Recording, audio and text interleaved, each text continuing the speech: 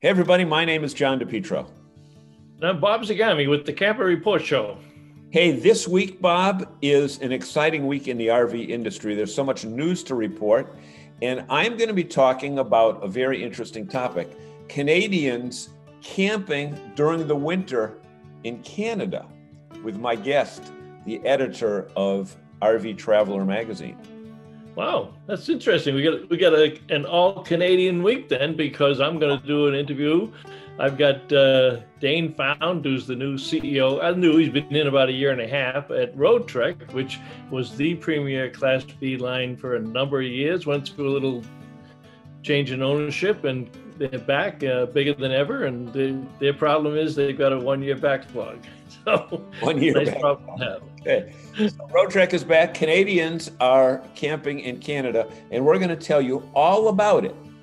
Maybe we'll go out to Canada on this break, but we're going to tell you all about it this week on the Camper Report Show. Stay with us, everybody.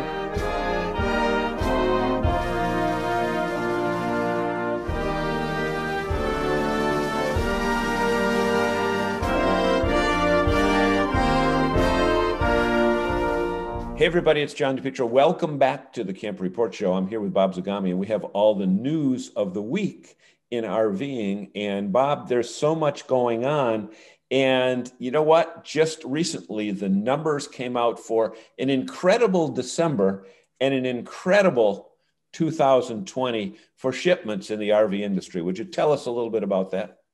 Yeah, we've been waiting anxiously to get them. We had heard some rumors about how good they were going to be, and this is the December report, which broke all records, and the end of year report, which was really stunning.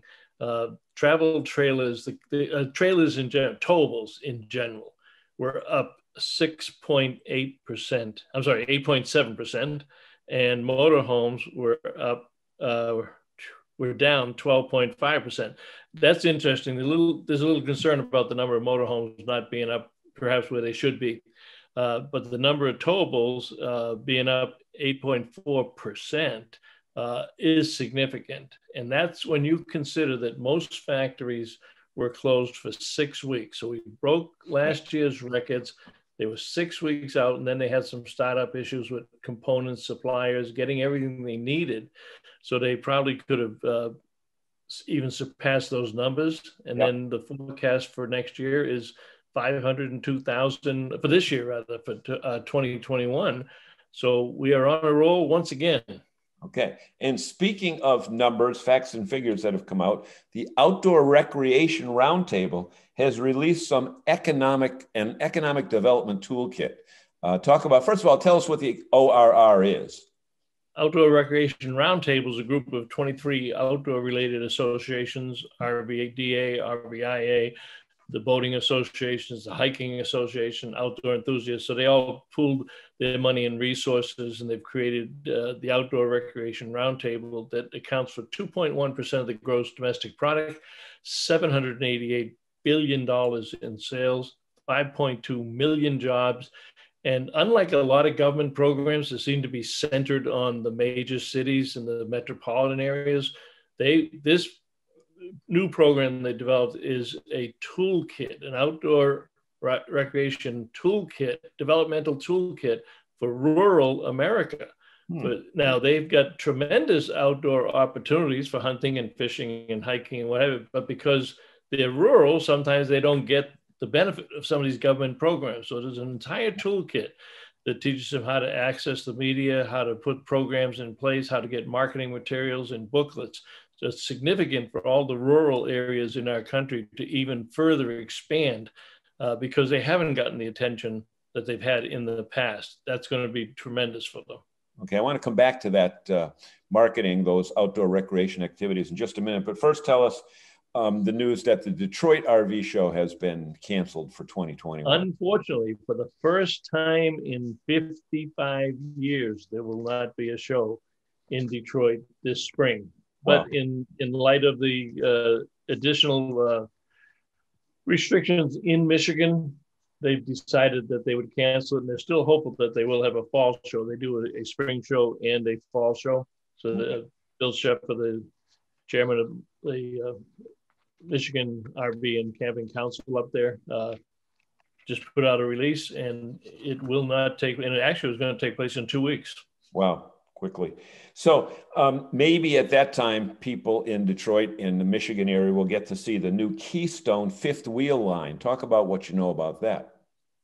Keystone just unveiled at the Tampa Super Show the Arcadia, a high-end fifth wheel that they started with a clean slate of paper, and they did a lot of things that haven't been done before. There's actually a crawl space underneath where all the wiring and the plumbing go. They made it a permanent bed rather than putting a bed in a slide out. So they actually were able to increase the freshwater capacity to 100 gallons. And the coach was designed recognizing that people want to be off the grid and boondocking. Now, lots of times when we think about boondocking, we think about Class B motorhomes, small Class Cs. But here's a major manufacturer, one of the first new product lines in, I think, 7 years, developing a fifth wheel that actually is fully capable of boondocking and off the grid. Wow. Lithium batteries, solar panels, and built for long-term, not, well, like you could do full-time, but extended vacations and not in a campground. And that's indicative of the younger generations and the families that want to go out there. Right. And speaking of the word vacations that we're just so nicely segued into, just this past week, we went through National Plan Your Vacation Day.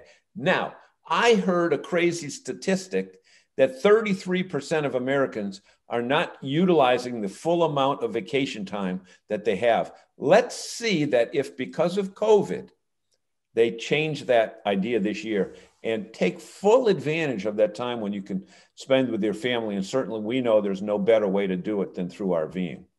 I think they will. And that was the point of it. And actually it was today. It was the National Plan Your Vacation, day, meaning take the time today to plan your vacation for the year. So if you weren't one of those people that knew about that holiday and didn't do it, then go ahead and do it. But you're right. Number one, they will use their paid vacation. That was paid vacation time. That was money they earned, days they earned, 33%.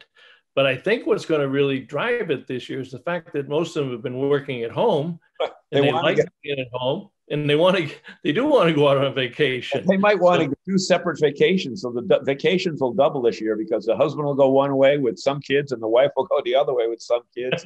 Who knows? But the husband and wife will go on their vacation, give the kids to the grandparents, and say, "See you in a couple of weeks." So.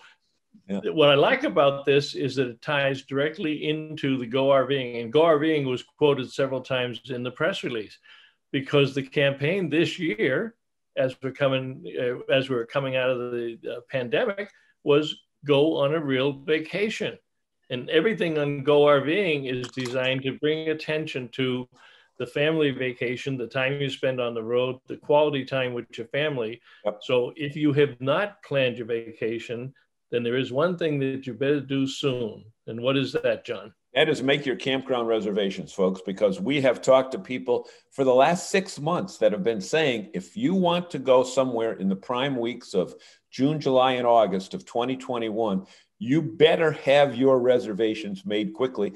And some places like 4th of July, Memorial Day, and some of those prime weeks in August are already sold out. And that's discussions with campgrounds from the state of Maine to the state of Florida and all the way across to California as well. And up there in Canada too. And just think, as tight as the campground spaces were this year, just imagine if those 33% of those paid vacation days that people didn't take, what if they all took them next year and wanted to go camping? Yeah. Be great. Great for the What do we do there? You know what? You got to get there quick. Now, You said something before about this economic development toolkit for companies that are in the outdoor activity, outdoor recreation roundtable, which segues very nicely into our final news story of the day. Is people have lost their jobs, companies have slowed down, people have said, you know what, I'm tired of this corporate rut, I'm going to do my own thing. And so many people now are looking into franchising opportunities. Usually it's a restaurant where they get to, where you get to work and hire tons of employees, et cetera, et cetera. But more and more people are not aware of the fact that companies like KOA and Yogi Bear, Jellystone have franchising opportunities. So if you love camping, you can own a campground. And even if you don't want to own one, you can put money in to buy one and have somebody else run it for you. Talk about the franchising world and those two companies in particular. John, this could be the best kept secret in the camping industry for non-camping, even for non-camping people. We have not had any significant increase in new campground building for over 10 years. And we all know there's a heightened demand for campsites. And most of these franchisees, over that period of time, people that wanted to get into it, they were actually encouraged by KOA and by Yogi Bear Leisure Systems to not build a new campground, but to buy an existing campground. It was easier. They could be up and running quicker to do it. But there is such a demand in the United States now for new campgrounds. And when you couple that with the downsizing of major corporations who do not need tall skyscrapers and buildings, many of which were owned by real estate investment trusts, and they're not going to be putting a lot of money into skyscrapers. So the consensus in the economic community and in the financial community is that those financial and real estate investors are always looking for the next great thing. Well, guess what the next great thing is? Building a campground. Now, it's a slow process. I was reading on one of the KOAs that opened this year. The process was 5 years for them to get the permits, all the permits, and get it opened. But you have to start somewhere. And for people that are getting laid off from corporate jobs, they're not ready to retire. Maybe they're in their 50s or 60s, still have a lot of skills, have management skills. Exactly. They have management skills and they know how to work and they don't mind working. And do you want to, at 60, if you get laid off, do you really want to work for corporate America again? Probably not. But I'll bet many of those people never thought of building a campground and having a family business in a campground and being able to do stuff outdoors and enjoy, especially if you're a camper. Imagine if you're a camper, you've been camping for 30 or 40 years, you've had motorhomes, you've had trailers, you love it, and you get laid off at 60 years old. Where do you go? What do you do? And I think I'd encourage it highly, both for the individuals looking to do that, but also for the real estate investment trusts who have been slow to realize the potential. Now, some of our consumers, they say, well, why are these guys talking about business? Well, guess what? The people that are going to build those campgrounds are watching this show. It's the consumers, it's the business people, because they know about campgrounds, they know about the industry, they know the customers, and they know how much fun it can be for families. Right. Now, we should also say, and our existing campground owners are the first to tell us that because you like camping, owning a campground does not mean you get to hang around your camper all day and say hello to people. It is a 24-hour-a-day business, and it's hard work, and there's challenging issues to deal with. So just because you like camping does not necessarily mean you would make a great campground owner, right, Bob? You're right. And, that also solidifies the reason to work with somebody like KOA or Jellystone. They know the infrastructure, they know how to build them. You get financial guidance, you get guidance on marketing and advertising. So they do take a lot of the jobs that the mom and pop campgrounds have done for years. So the amount of time that a mom and pop small campground put in, they're going to be there 24 hours. But you get a large KOA or a Jellystone Park, and you get it staffed the right way. You learn how to run the campground. I would say that the amount of time is lessened. You're going to have a much more professional operation because the customers are demanding it. It was okay to have a small campground years ago, but now you know yourself. We're RVers, we're campers. They want electricity. They want Wi-Fi. They want to be able to have their slide out and their 50-inch screen TV outside. So as camping changes, as the demographics of the camper changes, why shouldn't the demographics of the campground owner change? Exactly right. Exactly right.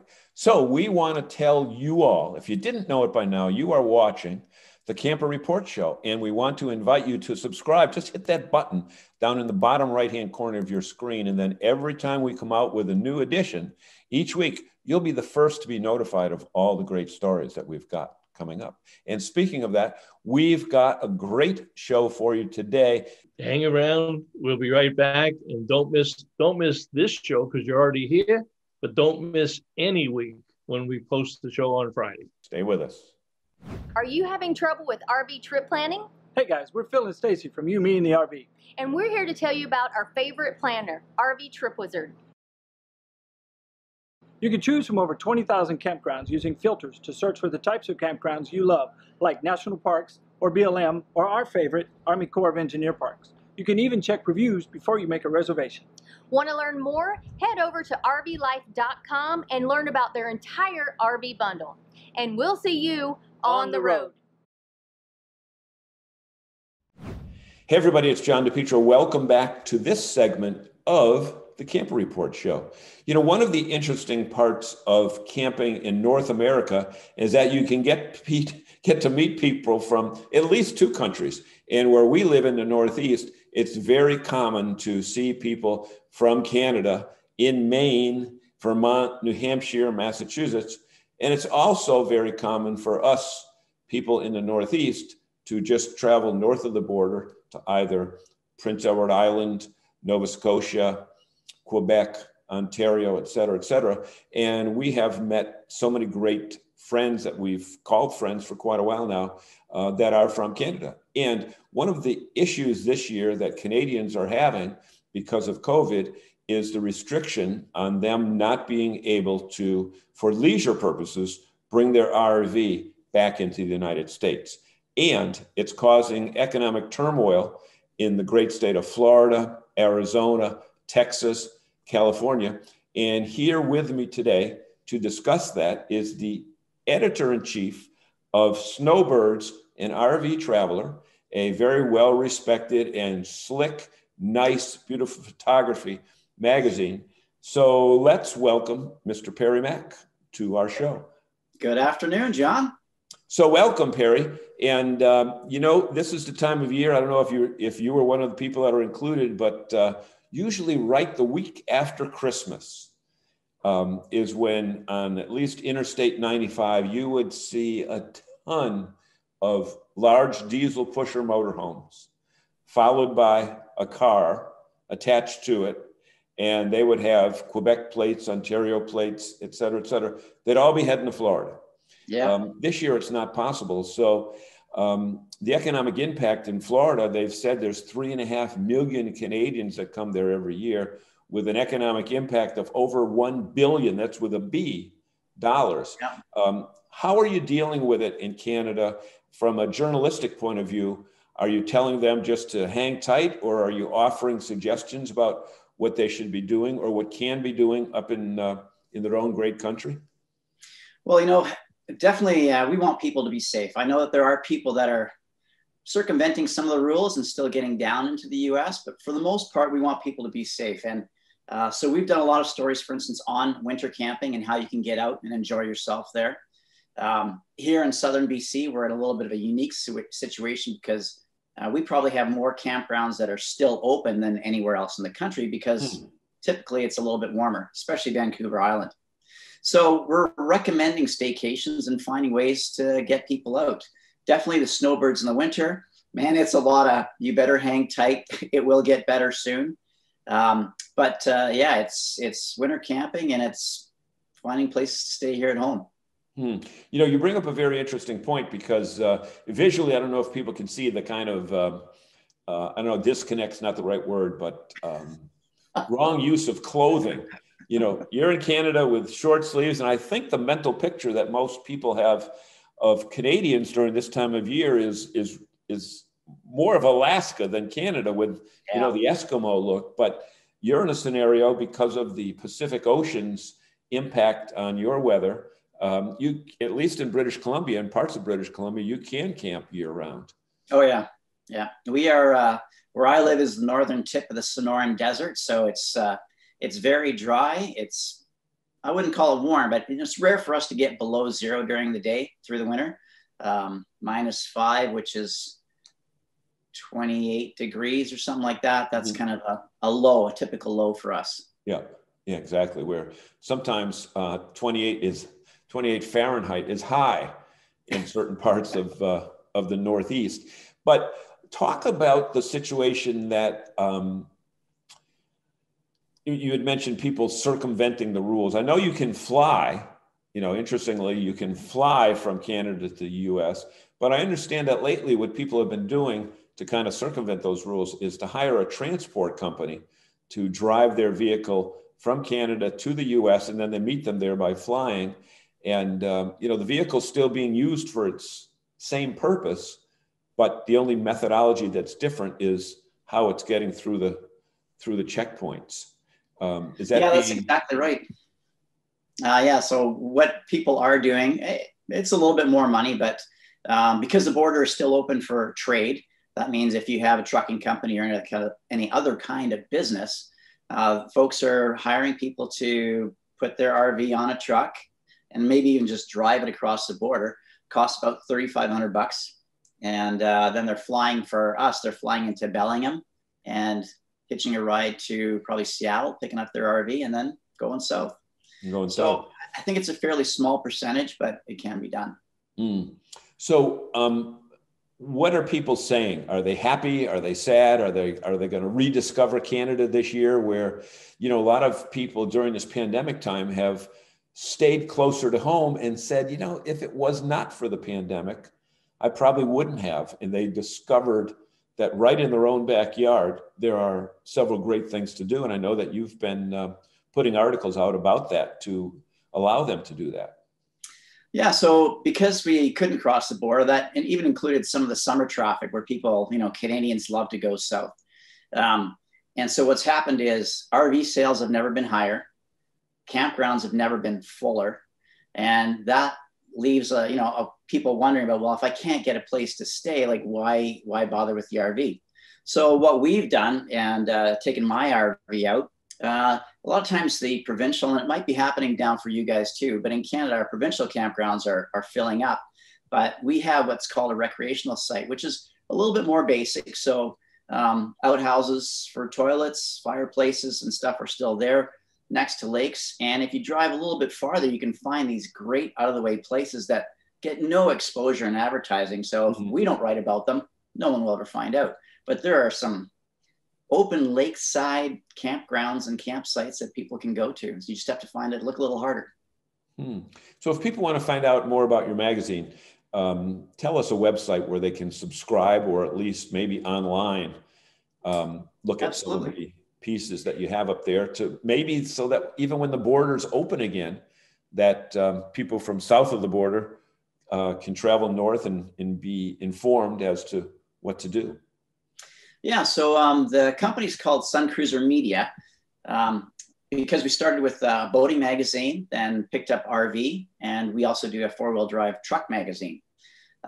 So if they go to suncruisermedia.com, pretty easy to find the Snowbirds and RV Travelers tabs, and then they can search for parks and campgrounds. And we do really focus on activities. It's an active RV lifestyle that we're promoting and things to do. So if they go there, they'll find a subscribe page for that. And maybe you can even include a link below in your video, John, when you're publishing it. Sure. We do have a lot of American subscribers as well, because we do cover Canada and the US for places to go, places to stay. So they'll always get a good read. Now, you mentioned a moment ago your own RV. So you are one of the rare people that's in the media business, but also RVs as well. What is it that you drive or tow, Perry? Well, I've owned just about everything, but right now we're in a 27-foot, so that's bumper to hitch, Black Rock RV. And we chose to go a little bit smaller because the kids are too old. They don't want to travel with us anymore. And this size of an RV will actually let us get into these smaller rec sites, smaller campgrounds, places to boondock. And really, that's where we love to be, is in the middle of the woods and the forests. Have the letters to the editor or contact us notes online, the commentary that is going back to you. Are you seeing a lot of first-time RV owners in Canada this past summer? There's definitely a pickup. You know, there's going to be the first-time people, but what we're seeing mostly is the folks that maybe weren't using their RV. It's the kind of thing that sits in the driveway, and maybe they used it 3 times a year. Now they're using it a whole lot more. And so a lot of the discovery about how to deal with COVID during the RV season, we're getting a lot of upticks in that readership, which we can measure on the website and the digital editions. That's encouraging, right? You know, it's a great lifestyle. And if there's something good to have come out of this pandemic, it's that these people are getting outside and reappreciating the lifestyle that we have. Yep. And you know what? It's probably a couple ideas for new comments like RVing 101 or RVing for beginners, or, you know, the 5 different types of towable units versus drivable, et cetera, et cetera. Yeah. I guess there's opportunity in every degree of diversity. Would you agree with that? Yeah, absolutely. You know, it's, you know, our motto is always information and entertainment. It doesn't have to be boring. Just give them the right facts and do it in an entertaining way. And I mean, that's how I like to live my life and how I like to get my information. Great. Hey, we want to thank you so much for being with us. His name is Perry Mack. His publication is Snowbirds and RV Travelers. And we will have the link down below if you want to subscribe or go online and sample some of the articles. And Perry, thank you so much. And with your permission, we'd like to check back with you periodically throughout the year, especially as we move forward in this pandemic time, and even to look forward to the after pandemic time. And maybe we can share some ideas about great things to do in Canada, as well as great things to do in the US. Absolutely, John. It's been a pleasure. Call me anytime. Great. Have a great day, everybody. Stay with us. This is the Camper Report Show. We'll be back with more right after this. Are you using Google Maps to guide your RV? Hey guys, it's Phil and Stacy from You, Me, and the RV. And we want you to travel safely and avoid those low bridges. With RV Life, your phone will become an RV safe GPS, providing turn-by-turn directions based on the dimensions of your RV. Don't buy an expensive RV GPS. RV Life has you covered and will keep you going in the right direction. Want to know more about RV Safe GPS? Head on over to rvlife.com and learn about the entire RV bundle. You'll thank us later. Okay, welcome back everybody to the Camper Report Show, and I'm delighted to have Dane Found, the CEO of Roadtrek, a very reputable and long-time name in the industry. Dane, welcome to the Camper Report Show. Well, glad to be with you.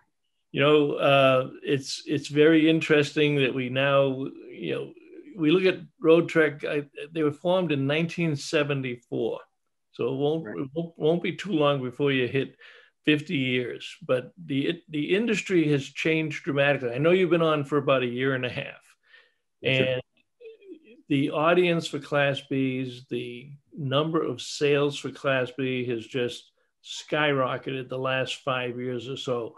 Tell us how you got involved with Roadtrek and what some of your plans are.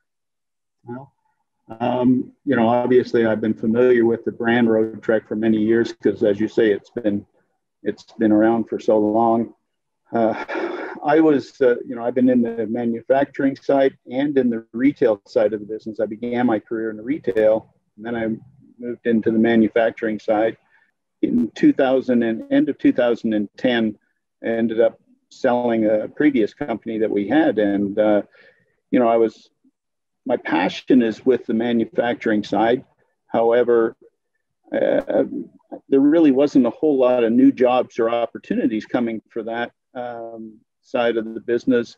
So I actually went back into the retail and working with a good friend of mine that has multiple stores. You know, I had kind of come to the conclusion that, you know, with all the consolidation in the industry, there was fewer leadership roles out there than there was, say, 15 years ago. Yeah. And then all of a sudden, a call came to me and from a recruiting company, and was interested right from the first phone call, just because I knew it was a great brand, and pursued it, and here I am. So, yep. You're right. It is a great brand. At one point they were the dominant Class B player in our industry by a good measure, and had a tremendous product line within the Class B, but they served many different channels. And I remember one time having a discussion with the former management team that about 60% on some of the products, 60% of the sales were single women. And I'll bet your demographics has changed dramatically now, though, when you look at the demographics of the industry, from the young kids that want a van to the more mature people who have already had 3 or 4 or 5 Roadtreks. So how do you deal with that span of customer base? You're absolutely right. There, for years, the Class Bs were primarily people, without children anymore. They're retired or semi-retired, and that was the dominant buyer. However, this last few years has seen a whole lot of new buyers getting in, whether it's young families, and oftentimes we're seeing young families buying it and using it as a second vehicle for their family, rather than going out and buying the suburban SUV to haul the family around with, or, because they can get into a Class B, and now it qualifies for the longer term financing. So their payment wise can be considerably less than they were paying on the big SUV. And now they have a multi-purpose vehicle instead of just an SUV. And we're seeing a lot more of that. There is still single women that are buying them, but it's a much broader market now. And so to keep up with that, it's important that we keep developing products that lend itself to the young families and things. And that's why this year we introduced the Pop Top, which we call a slumber, because that gives you that extra sleeping, which typically Class Bs lack a little bit of sleeping for families. We've introduced another product called the Play, which is a little bit less expensive Roadtrek, but still maintains a lot of the design and development that goes into the typical Roadtrek.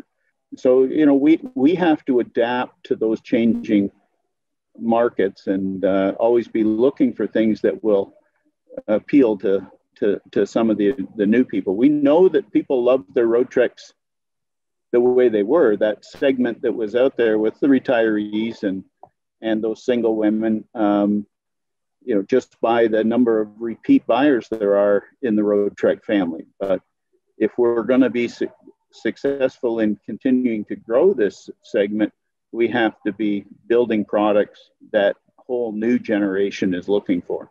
Well, you hit a very valid point. In fact, I was ahead of my time. When I do my seminars at the shows, for years I said, look, especially to the first time the people that were at the shows who still had not bought their first RV, and I'd ask them how many own 2 cars, and then when they raised their hand, I said, well, the next time you're going to buy a car, do exactly what you said, buy a Class B motorhome, and gave them all the same reasons. And it's finally taken hold. And that, I think, is what's spread that demographic down to younger people and even up to older people. So you've filled out the product line.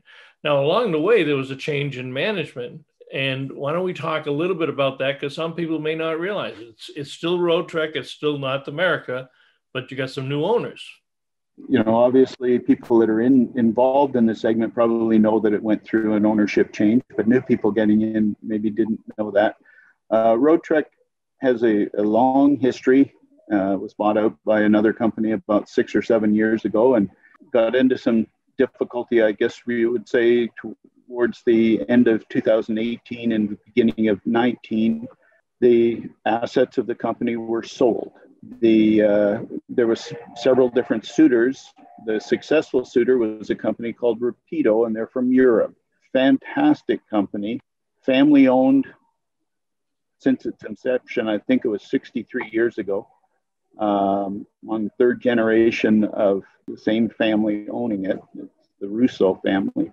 It's 10 or 11 different companies now. I should double check that, but one of the most popular brands they have is the Westphalia that most people are familiar with, especially here in North America, which comes out of Germany. Several of their factories are in France. Their head office is in France, but they have factories in Italy, Germany, England. Very successful company, one of the most successful companies in Europe right now. It's amazing the volume of units, and they only really build motorhomes, like vans or motorhomes. And I met them in 19 when I went over to Dusseldorf for the Caravan Salon, and I was amazed because I had not been really up on that company. But the selection of the product line, and like most of these companies out of Europe, you just look at them and it reeks of quality. I mean, you just look at what these people do. And there are others, but the American manufacturers are recognizing that. They're taking note of it. They see what they do. So when the announcement came that they had purchased them, at least I knew who they were. But yeah.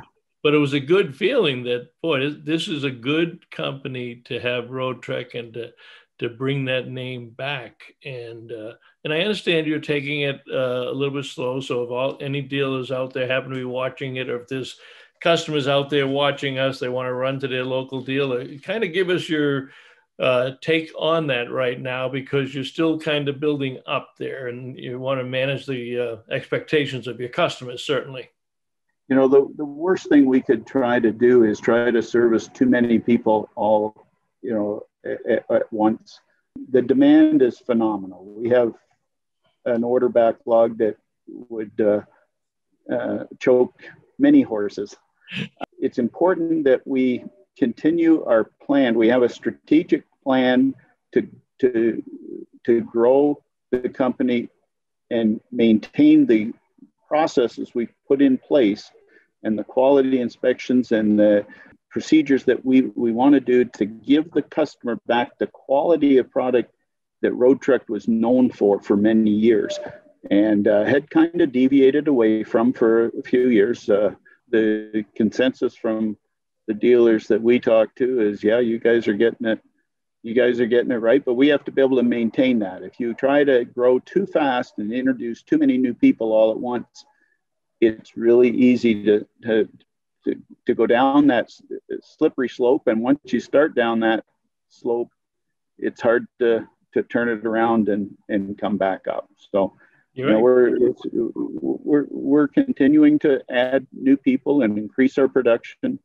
and but we've also stopped taking on new dealerships in that right now. We have a number of dealers waiting in the wings to come on.